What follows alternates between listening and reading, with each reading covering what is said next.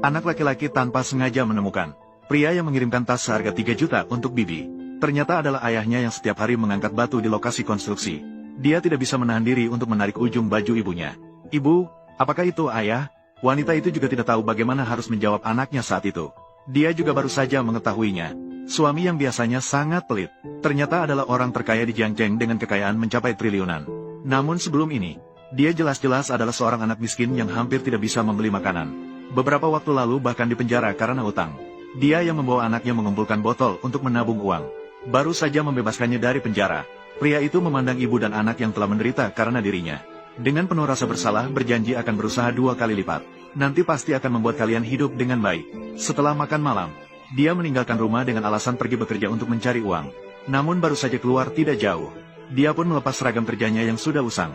Ternyata itu adalah jas mewah yang dibuat khusus senilai 8 digit. Dalam sekejap, istri dari pernikahan yang diatur itu sudah membawa anaknya mendekat. "Ayah, apakah kamu merindukan ayah?" "Iya, merindukan." Ternyata pria itu sebenarnya adalah keluarga kaya yang menyembunyikan identitasnya untuk bersenang-senang. Selama bertahun-tahun berpura-pura menjadi orang miskin yang bekerja keras.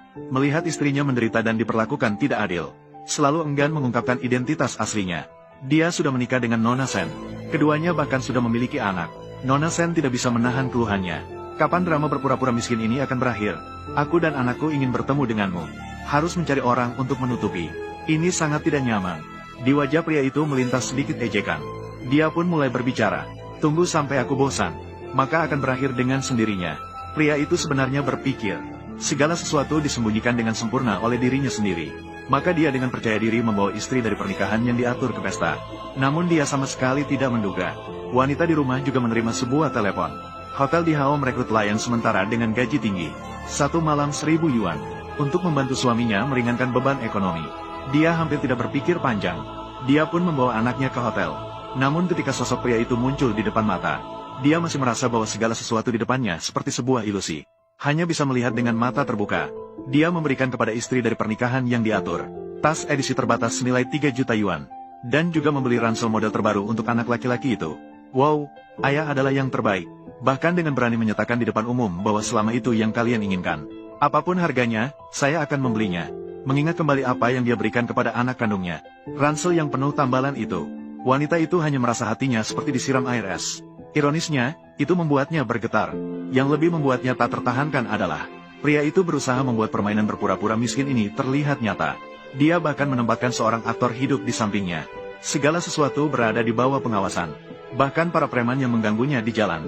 Berbagai pengalaman di penjara. Semuanya adalah naskah yang dia susun dengan cermat.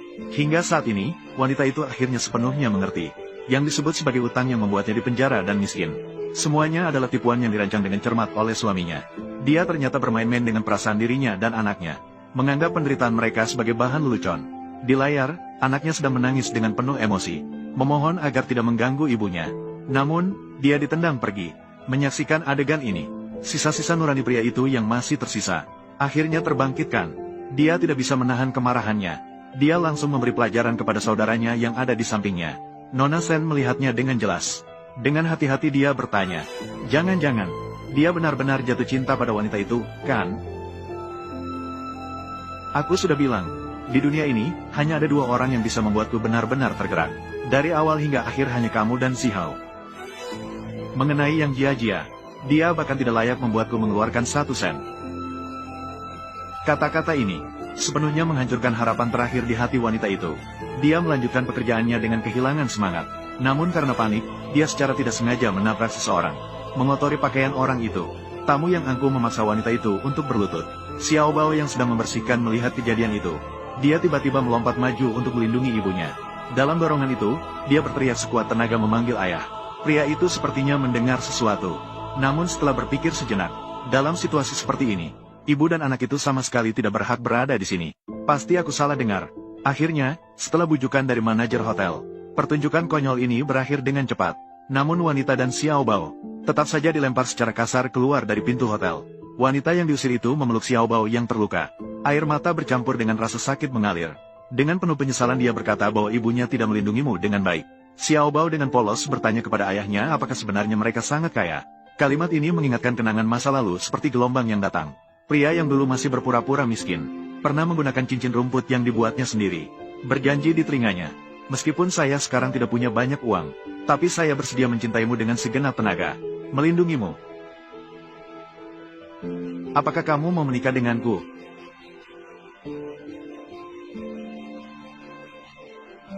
Saya bersedia asalkan itu kamu, baik dalam kemiskinan maupun kekayaan. Saya siap.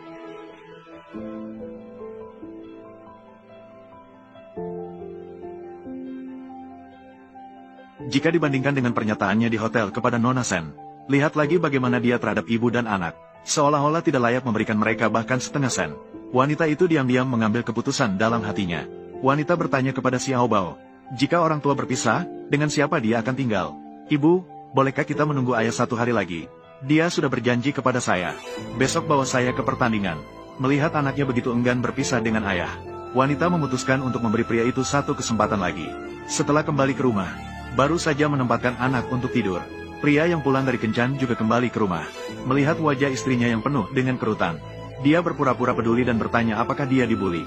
Agar tidak terdeteksi olehnya, wanita hanya mengingatkannya untuk mencatat dengan baik. Besok ada lomba kerajinan di sekolah anak, harus hadir. Pria itu bersumpah akan pergi. Fu Yuheng, ini adalah kesempatan terakhirmu.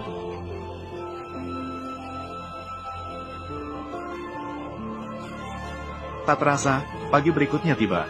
Xiao Bao dan ibunya datang lebih awal ke sekolah. Teman-teman sekelas lainnya melihat Xiao Bao membawa tas yang penuh tambalan. Mereka mulai mengejeknya sebagai pengemis yang mengumpulkan sampah. Melihat Xiao Bao menunduk dengan sedih dan terluka, wanita baru saja ingin membantah, namun langsung disela oleh Nona Sen. Nona Sen langsung berbicara terus terang. Pria sudah berjanji untuk menemani putranya menerima hadiah. Jika tidak merasa malu, lebih baik pergi jauh-jauh. Melihat suaminya yang belum juga muncul, wanita sepertinya sudah memiliki jawaban di dalam hatinya. Untuk melindungi putranya, wanita memutuskan untuk membawa Xiao Bao pergi. Namun Xiao Bao yakin bahwa ayahnya pasti akan datang. Tidak pernah terbayangkan, wanita ternyata bertemu suaminya di kelas. Segera wanita menelepon suaminya. Halo, kamu di mana? Jia, aku di lokasi konstruksi. Tunggu sampai aku selesai. Segera kembali untuk menemui kalian. Tak lama kemudian, hadiah kedua dalam kompetisi diberikan kepada si licik. Melihat ketiga orang di atas panggung seperti keluarga, Xiao Bao akhirnya putus asa. Wanita segera menghubungi kakaknya yang dulu memutuskan hubungan demi cinta, meminta dia membawanya ke sebuah tempat yang tidak bisa ditemukan oleh siapapun. Dan kakaknya langsung setuju. Kakak Yuheng, kamu sedang apa? Apakah orang tua dari anak kecil Fu Yiwen ada? Silakan naik ke panggung.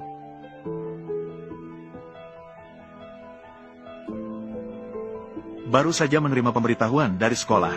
Anak kecil Fu Yiwen telah mengajukan permohonan pindah sekolah. Tidak bisa melanjutkan untuk menghadiri upacara penghargaan berikutnya.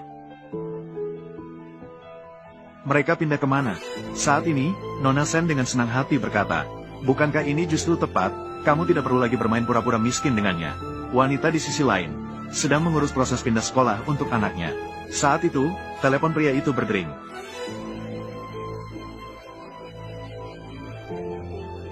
Halo, Yang Jia.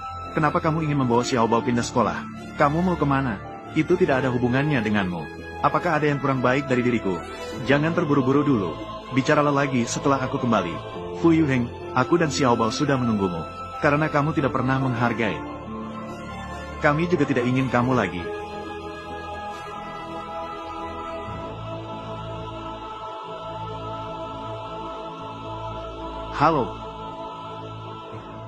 Halo.